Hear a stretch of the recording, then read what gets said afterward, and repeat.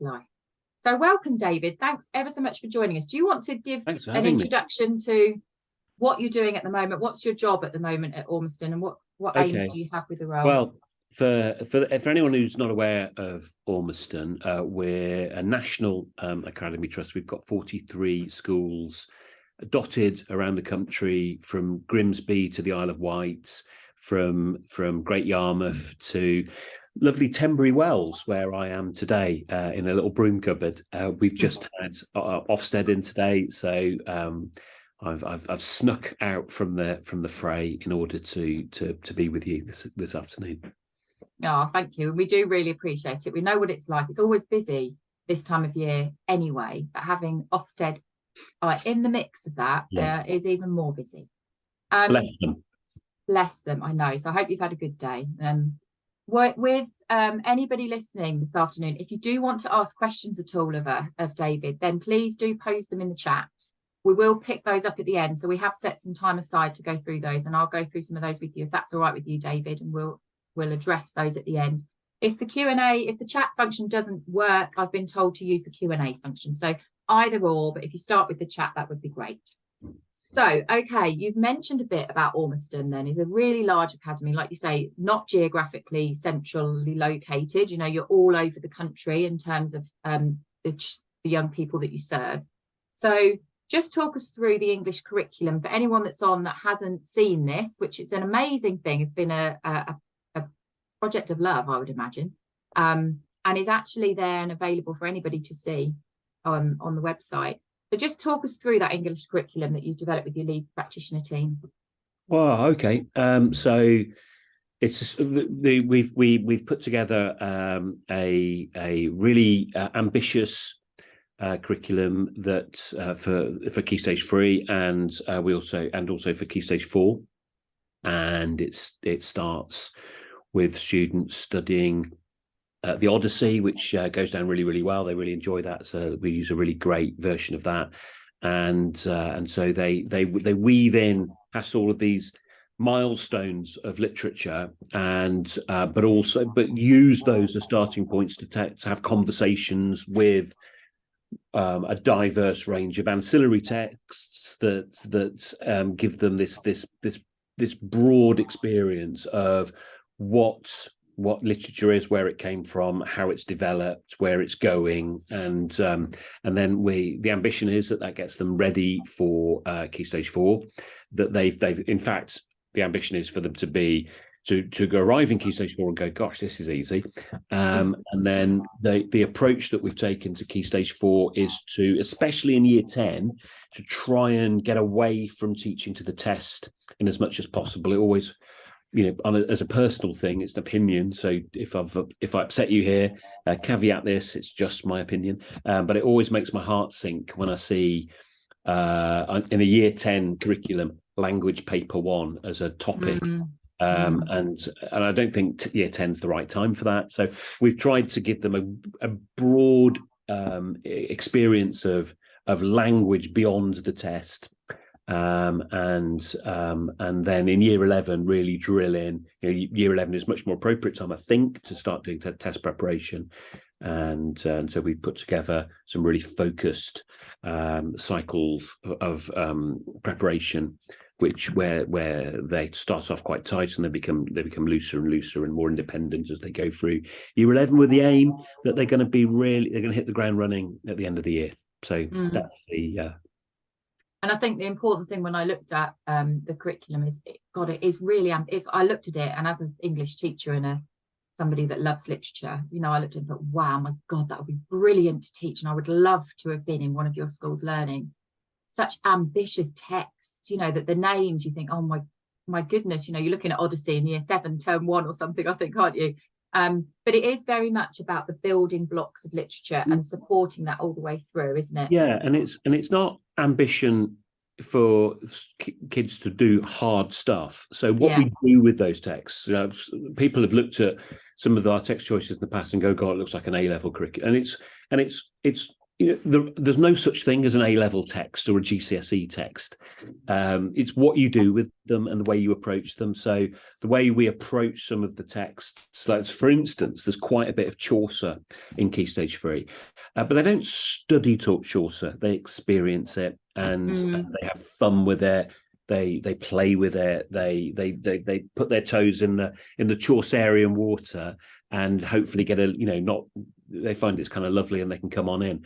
And so we certainly in Key Stage 3, we're absolutely not encouraging texts to be taught in any way similarly to the way they would be taught at GCSE. So that's the point.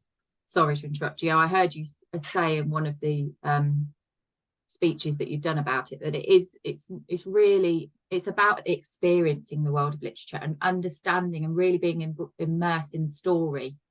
And giving children those foundations so that, like you said, when they do hit year 11 and they've got to try and apply that contextual knowledge to a text and analyse it in time conditions, those foundations are there and they understand the concepts in literature and language so that they can apply them. So I want to... Oh, sorry. Go on. Were you going to say something? I was just agreeing. I was saying that. With me.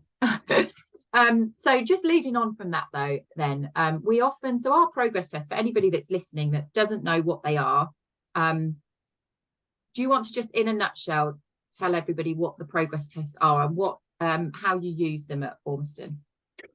Right. Okay.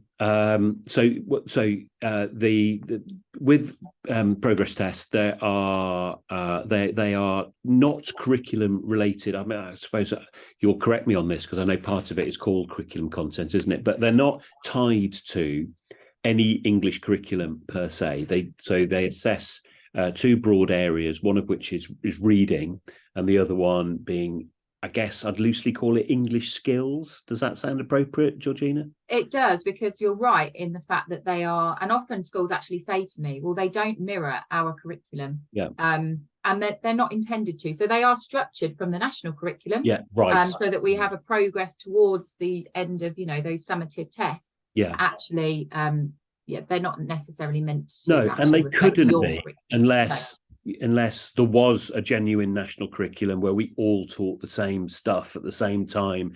And inshallah, that's not going to happen. So I think curriculum freedom and autonomy is a great thing to have. And so, having these assessments which are not at all aligned to our curriculum, when I can imagine people thinking, well, what's the point in that? What's the point in testing stuff where the kids can do stuff that isn't on your curriculum? And the view we take, and we'll get more into this, I think, as we go, is that it's really, really important for us to see that what we're teaching in our curriculum, that shows up in students' performance on these non-curriculum related assessments. I think that's crucial, isn't it? Because actually it's important it doesn't mirror your curriculum, because you need to see what students have learned and have retained and can apply in a different context, because that's what they're going to have to do when they do a national test. Yeah, so obviously we also want to run assessments to see whether they've learned the things that are specific to our curriculum. But I think the view we take is that if children can do well on our own, their own in-house assessments, that doesn't tell us necessarily whether we're teaching the right things. And so the really important thing for us is that we need some external validation in order to take the temperature of what we're doing, to see if we're missing any tricks. And basically, otherwise, we'd just be marking our own homework, which, so it's sometimes we get a bit of an unpleasant surprise with using standardized tests, but it's much better to know than not know. Yeah, and I think that's just before we go to the next question is important to talk about in terms of the progress tests, that they are standardized. Yeah. And there is a big difference between the process of forming a standardized test and having a curriculum-based test, even if you wrote one that served the whole of your trust, which actually could be a national picture. A standardized test is a very different representation of what that national picture looks like. Yeah. Oh, sorry. Yeah. No, it leads on to the first thing that we were going to talk about, which is the kind of different assessments. So do you want to just talk us about the different kinds of assessments that you have in schools? Yeah, well, we do lots of different things. So for the so not I should say not all of the schools in the trust are using the English curriculum that we've put together. So some have chosen to do it, and others have chosen to do bits of it, and some remain to be persuaded. But for those that do our curriculum, we put together assessments which are structured so that in an ideal perfect world, every single student that is taking that assessment would be able to get 100%. So we talk about that being mastery assessment model, and so we make it really clear that the assessments are testing the things that have been taught, and the primary use we make of that assessment is to quality assure the process, with the curriculum itself and also its implementation. So that if children are not learning the things that we're teaching them, the view that we take is there's something wrong with what we're doing, because they ought to be able to do the things that we've taught them. They ought to be able to do the things that they've practiced over and over and over and over and over again. So we try and remove as far as possible, and I'm just talking about English here, we try and remove as much subjectivity as possible, which, as you know, for English is really really hard. So we don't want teachers making judgment calls on how relatively well a student has done. So most of the assessments that we have are binary. They've either demonstrated something or they haven't. We don't get into how well they've done it with our assessments. Obviously, teachers in classrooms in schools are very interested in having that kind of discussion with their students, but that's not what our assessments are for. So that's what we do in-house, and then we as well as using GL, we also use we do a writing test, because that's the area that the progress test for English progress test doesn't really have. So we use No More Marking to do we take part in the assessing the improving secondary writing project, and we get our students to do a piece of writing twice a year, which if you know anything about the way comparative judgment works, the staff in schools are making judgments on two pieces of work at a time, going, that one's better than that one. And that gives us, that gives us nationally representative standardized data as well, and that gives us a writing age, and that's very useful because we can't get that anywhere else. And then the GL assessment, the progress test, it gives us the other bits. So we get similar information about reading, and as we'll see as we get into it, we can get some it allows us to drill into what areas might need more focus within an individual school. And it also gives us an understanding of children's grammatical understanding and their ability to apply concepts like that, which we're hoping lots of that is in our curriculum and might be in our own assessments. But because this isn't in any way tethered to what we're teaching, it's good feedback for us to see that students are or aren't performing as we'd hope. Now, obviously, because it's a standardized assessment, we don't get 100% of people being 100% successful ever. We get a normally distributed bell curve, pretty much. In fact, I'd say compared to the national distribution, which is a smooth bell curve, Ormiston's is probably skewed to the left. Right. Our schools are primarily in quite disadvantaged areas, and so we're always playing catch up. So we expect that in our data, and we're obviously looking to make progress, and we're looking to close the gap as far as we can. But the profile of our schools tends to be that there's more of a peak on the left hand side of the curve. So obviously, many of our students will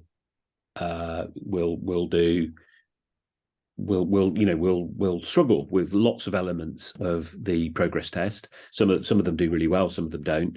But that then allows us to compare their performance with what children in other schools in different parts of the country are doing, and that's a really useful backstop.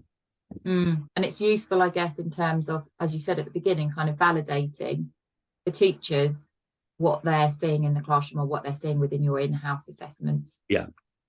And do you, in terms of the movement through Key Stage 3, because progress tests are available through Key Stage 3 only, do you have a set structure then that everybody within the trust uses progress tests at certain times? Yeah, so we've bought a package for all of our schools, so that they don't only do the English progress test, they do progress tests for maths. We only do progress tests for science at the end of year 9. I can talk to you briefly about that, although I'm not responsible for science. And then we also use Cat 4, PASS, NGRT, and NGST as well. So we get a whole huge data set. But the English progress test is the one that I'm primarily interested in my thinking about English curriculum. Because although there is a bit of overlap with the NGRT, the reading test, it is different and it is more specific to what's in the English national curriculum. And so what happens there is that our students do that at the beginning of year 7, at the end of year 7, at the end of year 8, and at the end of year 9. So we have those 4 data points in order to trace their progress. I think we can only look at 3 data points at a time. Instead of the 4, frustratingly, that's 1 for you to work on. Yeah, and that's important that we do work with schools and trusts really regularly, and that's how we met. Really, was talking about the development of some of our reading. So you mentioned NGRT, that's our new group reading test, and the English test, because obviously my job is looking after language and literacy. So we are really keen to hear from colleagues in schools to what do you like, what are the frustrations. So do feel free to put anything in the chat if anybody does want any answers on that. And you mentioned there are different sort of logistical difficulties with some of those tests. So I think one of the things which, if you don't know about progress test, is that I think I'm right in saying, aren't I, Georgina, it's not an adaptive test. So it doesn't really matter whether you do it online or on paper. But when it comes to the NGRT, we really, really, really encourage our schools to do that online, because it does adapt to what the students' answers, and it either becomes more difficult or easier based on what they're showing. And their ability. And so we get. So it's. I don't know if it's worth. Maybe it's worth. Is it worth you explaining why the progress test isn't adaptive? Yeah, that's probably a really good point, actually, because we do sometimes get asked, well, I'm doing NGRT, so why do I need to do PTE? Or I'm doing PTE, so why do I need to do NGRT? So, I'm doing a curriculum-based assessment. So you mentioned the package, and we talk at GL about a whole pupil view, because we know data is only a piece of the puzzle. It's only a part of the puzzle, but we want to try to provide schools with assessments that do give that very holistic view that you can use in line with your own knowledge of a child. And so something like the new group reading test could be seen as one of our assessments that looks at barriers to learning, because we know that for many students, reading could be a barrier to them learning across the curriculum, not just in English, maths or science, not just in English. That's a disciplinary thing. Of course. And whereas English, and so it is adaptive digitally, you're right. So students will go in and the test will adapt to their needs, so that the information that you get from that test is really there to support you to do the right things with that child, so that you can develop the reading. And we know that it's something that can be used as a group screener. It's quite quick, and you get that information quickly as a first port of call, and then you decide what you need to do next. Yeah, I mean, we use that primarily to triage where we're going to put our intervention. And that's a lovely way to put it, actually, because that is exactly what it does. It's like, let's get in and let's triage, let's see what we do next, and let's decide. And that's very much about working with SEND teams, working across the curriculum to understand that need that could be a barrier to learning. Whereas the progress tests, they are aligned to curriculum development. So whilst they might not mirror your Ormiston curriculum, they do line up with the national curriculum that we know students need to acquire that knowledge and those knowledge and skills by the time they leave in year 11, and they're doing those end of unit tests, those national tests. So it's really important that it's not adaptive and flexible in that way, because you are saying, okay, if you come in and you do your 11T at the beginning of year 7, what that's telling you as a practitioner is, I know now where my students, what they know, what their strengths are, where their weaknesses and their challenges are, where are those gaps in their knowledge and skills from their Key Stage 1, Key Stage 2, early years curriculum even, because it's up to that point. And then when you do it, like you said, at the end of year 7, again, you have another kind of measure to say, okay, what knowledge and skills have they acquired and can apply in a different context by the end of year 7. And that's how you can kind of be methodical in that checking, so that you don't get to a position where at year 10, you sit them into a GCSE mock paper or something and go, oh my God, where, why do we not know this about this student before? It's there to make sure, we have that wasted years report that everybody talks about for years and years and years, but it's to make sure those years are not wasted, that we really are very methodical and strategic in checking and validating and evaluating what are we teaching and is it right for these students. And it's not about saying, well, we need to change our whole curriculum. It's about having that piece of information so you can say we need to be flexible for the needs of this child or this group of children to make sure that we meet those needs and we plug the gaps in those knowledge. Does that make sense? I Yeah, could talk about that forever. Does to me. Yeah. Great. Okay, so we've talked about assessments that you use then, and we've talked about how progress tests support those assessments at Ormiston.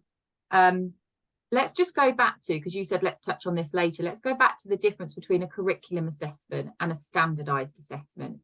Can you just talk a little bit about that so that anybody listening is just really clear on the difference between the two?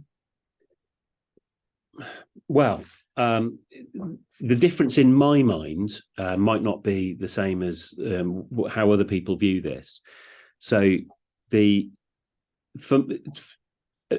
for me, the purpose of the assessments that we run in schools, in English departments, in my case across multiple schools, isn't to find out are students any good. That's not what we're doing it for. Which is maybe slightly controversial and maybe something that people will, want to ask some questions about, because by and large, we've got lots and lots of other data sources to find out, how students are making progress. Our curriculum-related assessments are used to find out is our curriculum being implemented well? Is the right stuff in it? Does it make sense? And are teachers teaching it in a way which means that students are learning it? That's the main purpose of the assessment. So that's why we try to make it possible for everybody to get every question right. They never do, so that hasn't come up yet. But that's how it's designed. There are no. It doesn't get harder. There isn't like a challenge section or anything like that. It's do they know the things that we've said they'll know? So in our curriculum we have something that we call curriculum-related expectations, and we say that we know children are making progress if they are learning the curriculum-related expectations that we've set out at the different points in our curriculum. And that's a binary, they either are or they're not.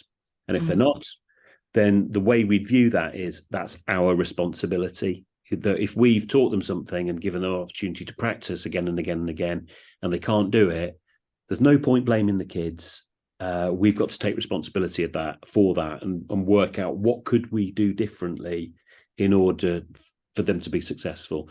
And so we look at this as being a process of gapless instruction, that we take the view that where students are unsuccessful, it's because we've left a gap, we've made an assumption. And so then the process becomes, where we look at these results and we go, lots of kids are not doing well at this. How can we get better at teaching that? And so that's I'm in this cubby hole. I walk around every now and again to get the lights to come back on. Sorry about that. And then taking you then, David. Yeah, I know. Abducted by the inspector. So I recognise that that's not necessarily what most people are doing with internal assessments, but that's our approach. So for the standardised assessments, as I was saying earlier, the idea there is everybody doesn't do, the same, that there is lots and lots of scope to show that various children can do more or less than others. And so we get this genuine picture about where their ability lies and compared to children all over the country, so that we're able to say, right, so on average, this is where someone is at the end of year 7. in this school they appear to be a bit behind or about right. If they are a bit behind, what are they behind on? It's probably not everything. It's not usually everything. It allows us to look in and go, okay, well, there appears to be some particular gaps that we've got going on there.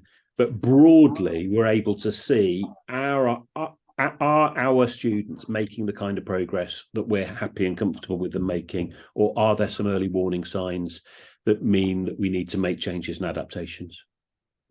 Yeah, and I think it's really important actually just to kind of talk about then what happens next when you've got that data, because you know, any leader has been there where you might be looking at only the data and you don't know the child, and I would imagine that's really difficult in a trust like Ormiston. How many children do you serve? Is it about 30,000? 32,000, something like that. Yeah, so huge number. So how do you, I can imagine that's really tricky, because you know we're looking at kind of almost a data only picture. So what do you do next as a MAT leader? How do you respond to the data that you get in? Well, what I'm going to do, with your permission, Georgina, I was going to share an example of that, because I think it'd probably be helpful to look at. So is that showing up on the? It is, yeah. I can see that. So this is the sort of thing that we do. So this is an email sent by one of the members of my lead practitioner team. So they work regionally, and they have various schools that they have an ongoing relationship with. And so they look at the data, and then we don't rely on this necessarily happening in schools. Some schools are really good at doing this themselves, and maybe we work slightly differently with schools where we're really comfortable that they're confident with that. With other schools, especially with maybe more inexperienced leaders, we'd do this breakdown with them. So you can see here that Dan, who's written this, Dan Blackburn, has said, right, okay, so for year 7, here's an overview in this little section here about the fact that although progress isn't that different to the national picture, overall the group's making below expected progress, and girls and boys, interestingly, about the same. Although it's slightly unusually, boys seem to be making slightly better progress than girls. So, you know, that's not necessarily something a school would know or expect. And then probably predictably, you know, less advantaged students, SEN students, are not doing as well as other students, which is something we're always keen and interested to try and improve. But then EAL students are actually doing really, really well. So all of those things are interesting. And then this is clipped from the report, so it's just taken out from the report you provide us, just to give us this overview. So for the what's called curriculum related content there, that's the bit that Georgina was saying is from the national curriculum. So it looks at spelling, grammar, punctuation, and then these 2 different types of reading comprehension, shows the number of questions that were asked and the percentage that the cohort answered correctly, and compares that to the position nationally, and you can see where, you know, we're off the pace, and that gives us the difference. And then we get the same breakdown here for the reading, the reading comprehension side. It breaks down the types of questions, so we're able to look at, okay, so we've got them doing it, they're a bit better at retrieval than they are at either authorial technique or simple inference, and actually they're quite a bit worse at complex inference. And then again, you know, if we look at that, that's a big gap there. We can see that nationally, students seem to be doing much, much better on that question. And also the retrieval is way off the pace as well compared to that national picture. So these are you know, other differences. So that allows us to think, okay, so what is it that's going wrong here? What is it that children aren't retrieving particularly well? What can we do to try and improve that? And then the complex inference, this is going to be mainly affecting, you know, we have a particular problem in many of our schools, which I'm sure other people do, of having higher prior attaining students from disadvantaged backgrounds who don't get the grades, and that's like a constant struggle for us as a trust. And this is the sort of thing early in year 7 that's probably a bit of a red flag for some of those HPA students. And I think that's where it's important to link it. That, you know, that's what you're doing, what you're doing with your curriculum, to give them that contextual knowledge and that Right. opportunity. I do want to just flag when you're doing that, just to anybody that is looking at that going, I'm not really used to these reports, and I don't, I've not seen them before. Another really key thing just to point out there, that's obviously a screenshot from the group report for teachers for the progress test in English for year 7. And it is important to, I led English in a school, and we would have these, and I would look at those bits of data, but then I would also start thinking about, well, the complex inference in year 7, there's actually only one question. So they've got, one question that we're looking at the data from. So although it looks like, oh my God, we're 17% below national, it's important to then, and I'm sure you're going to go through this next, you give this into, this is brilliant because you're giving the narrative around the report so that your heads of English across the country they have that bit done for them. What do you expect them to then do next? Do they take that and start thinking about students? Right, absolutely. So this is provided for the head of English, and then the expectation is that the lead practitioner and the head of English or other leaders in the school have a conversation around the next steps based on this overview. So we've made it easy for them to dig into the data and see what's there, because we recognize that people are very, very busy and life gets in the way always, so we want that to be as easy as possible for them to do that. And it might be then that, for instance, in this case, sort of seeing that year 7 seems to be really poor at these retrieval questions compared to nationally.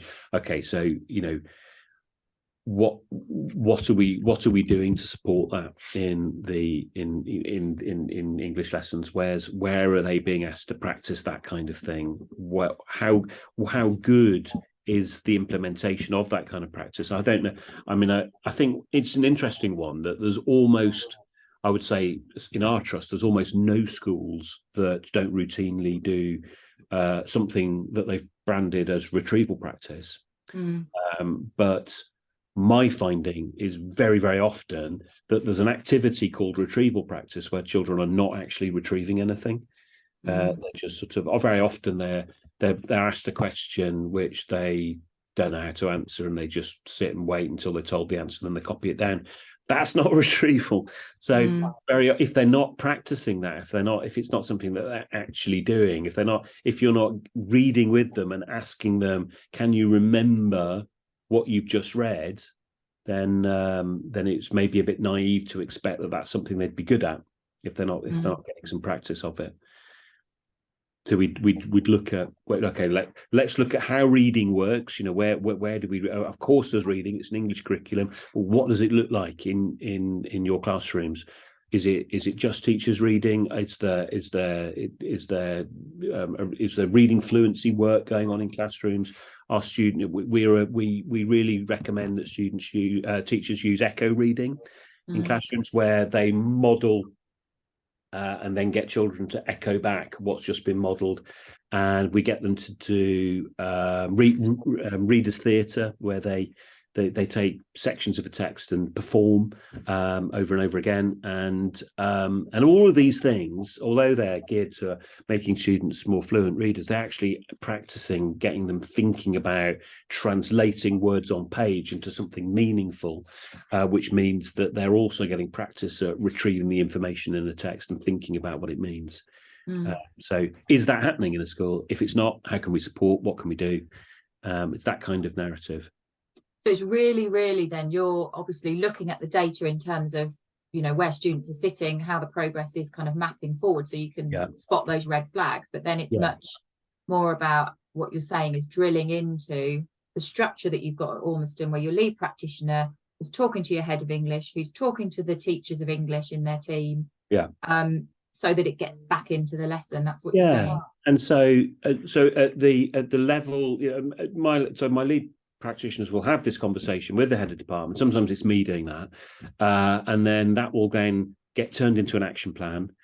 Like, here's what we're doing this year. Here's what we're focusing on, and then we'll when we go in and visit that school to work with teachers in that school, we'll revisit the action plan and go, how are we doing? How's this thing that we decided that we'd give this a go? Is it working? Is it having the effect that we'd hope it had? obviously in the longer term, year seven's a good one because obviously we've got the data at both ends of year seven. So we looked at what year seven were like at the beginning. This is what we decided that we try and put in place. We've got their results from their progress tests at the end of the year. Did it make any difference? And if the answer to that is no, then maybe we misdiagnosed what needed to be done. Maybe we got the diagnosis right, but it didn't land in classrooms well enough for all sorts of reasons. Maybe the training wasn't good enough, or maybe there were other issues. And at that point, then we'd look at, do we need to adapt the action plan going forward? And do you feel that having the progress test kind of almost saves time, workload, because you have got that common picture that then your lead practitioner team can actually spot similarities of difficulty or challenge areas and say, okay, we need a training session on this. Let's help teachers to understand how to maybe tackle that in the classroom, like you've just given the example of retrieval practice, for example. Yeah. So I mean, well, yes. So because the only other, especially for our secondary schools, the only other nationally validated data that we have access to is really that's normally used is GCSE results, and they're telling you about the past. And so what happens every year is obviously children do their GCSEs and the schools publish their results, and we as a lead practitioner team look at schools' GCSE results and we go, well, there's clearly problems here. This school's doing brilliantly. Let's go and find out why. But it's the past. And the really important thing about the progress test is it's telling us about what's happening right now for children that we've still got years to work with to make sure that they don't get left behind. And I think that's so. If all of our intervention work as a trust was based on what are the GCSE results telling us, we'd be working in the dark. I tend to be fairly skeptical of mock data. And it certainly isn't standardised. It tells you something, but not necessarily as much as you might like. So this standardised data that we get in Key Stage 3 is just a brilliant early warning signal, and it allows us to have a conversation with a school where you've got a really clean bill of health, everything's going in the right direction. There are one or two areas that you might need to tweak, but basically, well done. Your students are in really good shape going forward into Key Stage 4. And we've had, with some schools, we've been able to see that children are actually making negative progress over Key Stage 3. And that nobody ever wants to find that out. It's like, it's really distressing if we uncover that, but not knowing it is much worse. So otherwise, when we've sort of intervened in a school and just gone, look, the children appear to be doing worse as a result of being in the school. Or being teenagers full of hormones, David, sometimes. Yeah, but when it's a whole cohort, and no, I know, I'm joking. I know, and it's not about blame, but it's about like, look, this is information, we've got to act on it. Exactly, If you know, for instance, your year 9s are going into year 10 significantly below national average, well, something's got to change if they're going to get a decent set of end outcomes. So you really, what I'm hearing is that you are really using this as a summative tool to give you the data that you need to track progress across your trust. But actually, it's more important. It's more diagnostic. Diagnostic, formative, that is actually kind of filtering down into what's going on in the classroom to make sure that you are making progress and that you know about these things really early. Yeah.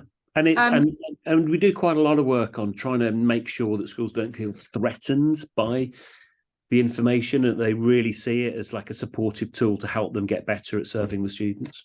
I was going to ask you that next, actually, because when I used them in school, we made the decision to, and we did it one year and then we changed our mind, and we made the decision not to actually share the information with parents and students. So the first year we did share everything. Yeah. And then we actually decided, you know what, this is much more like you said, it's much more useful to us as a department and as English colleagues to say, Oh God, do you know what? They've got that spelling wrong and they really should get that. Let's get that into a starter next week, or let's do some like really key oral feedback with these students because they're not understanding this. So who do you share the data with?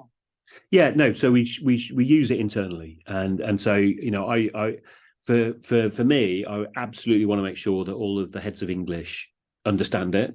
That's really, really crucial, and then that I want to try and get sort of reassurance that from the heads of English that they're using it with their teams and that the teachers understand the bits that are going to be useful to them. But I don't recommend sharing it externally. Obviously, our schools have quite a bit of autonomy, so some of them might decide to use some of that data in their reporting. I think things like the reading age from NGRT, that tends to get often reported to parents because it's easy to understand. It makes sense, and so quite a few of our schools also share the writing age that's derived from the Improving Secondary Writing project, but I just don't think it's so. I didn't really mention this. The other part of our approach to assessment that's done internally against the curriculum rated expectations is because we want children to do really well at those, and because the teaching and the curriculum is geared towards them being able to perform well at those, that we're able to report that they've met, hopefully, ideally, almost all, if not all, of the curriculum rated expectations. So we find that a really useful thing to report to parents, to say your son or daughter is able to do these things. They haven't yet shown that they can do those things, and here's some stuff that you might, as a parent, want to do to help them achieve these expectations.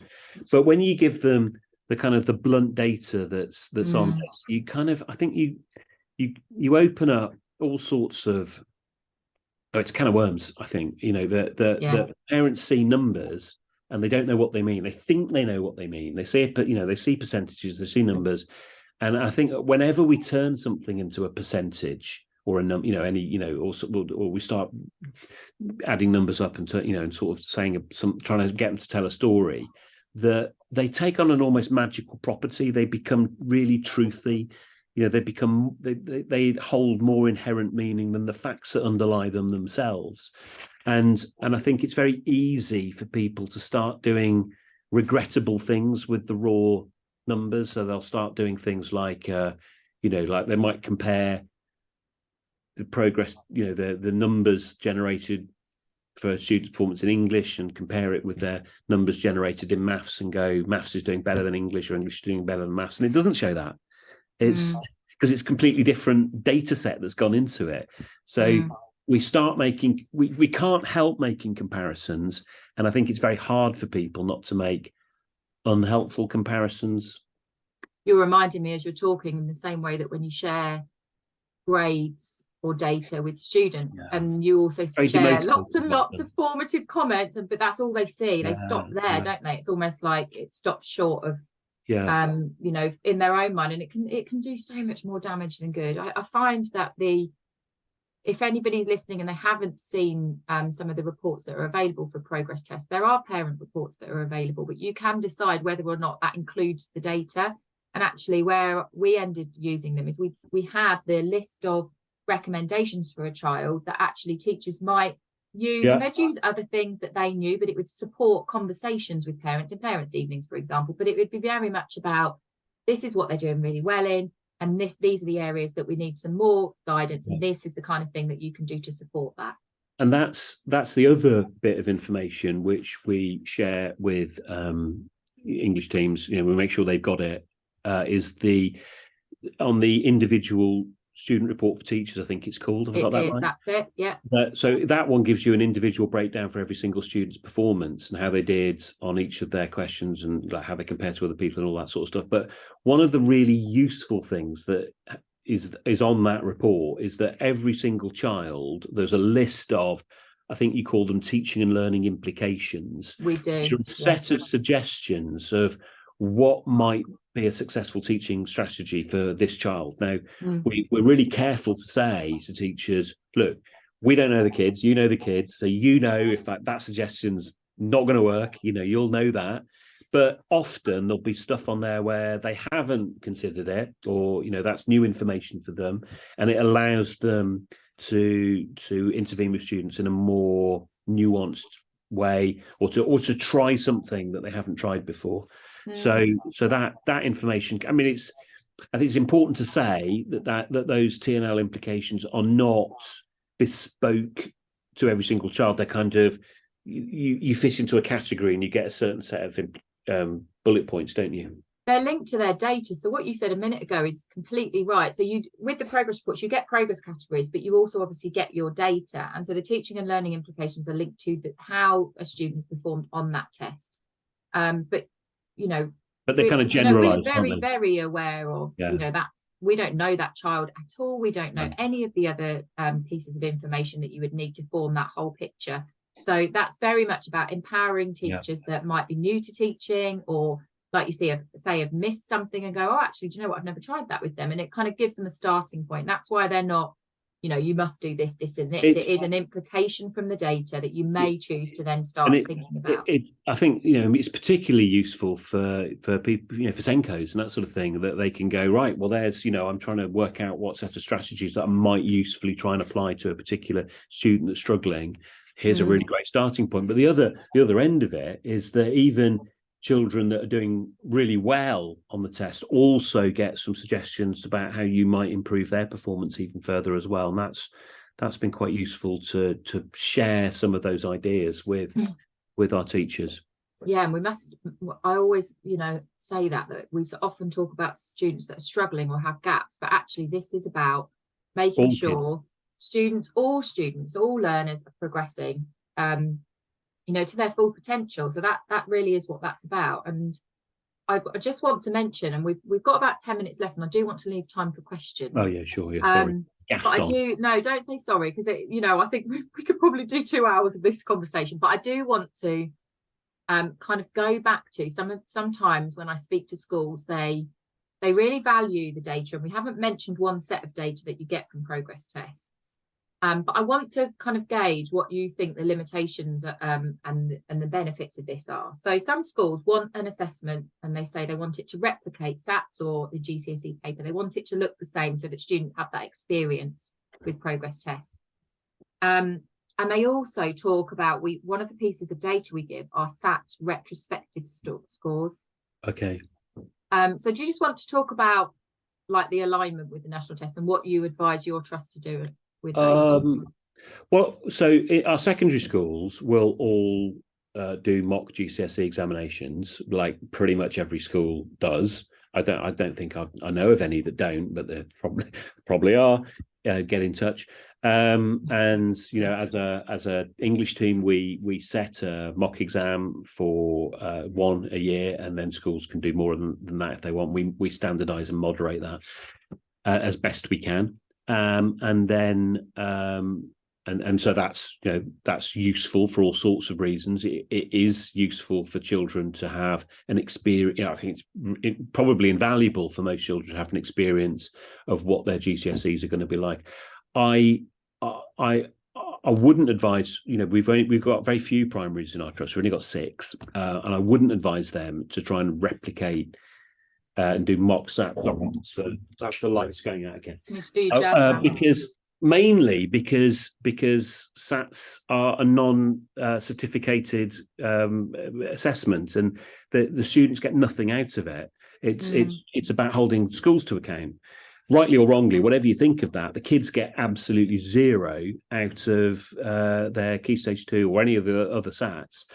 And so what's the point in them doing mocks? That's a waste of their education, I would say.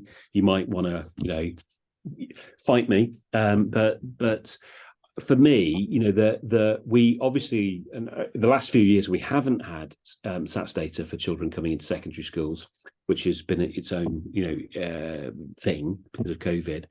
But even when we do have SATs data, we know, like the writing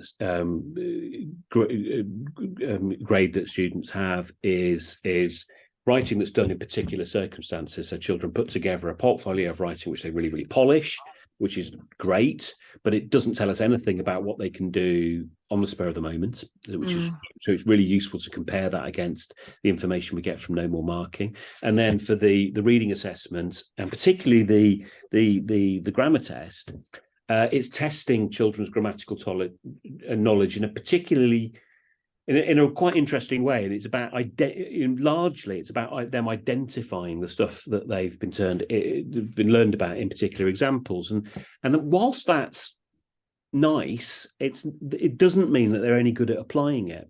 And so I don't want that replicated. I'd much rather see, can they use that grammatical knowledge in a range of contexts that aren't on the SATS paper, because I'll get much more useful data through that. Yeah, and it's also, I think, important for secondary teachers to have other pieces of information to their armory of kind of knowledge of understanding that child really quickly.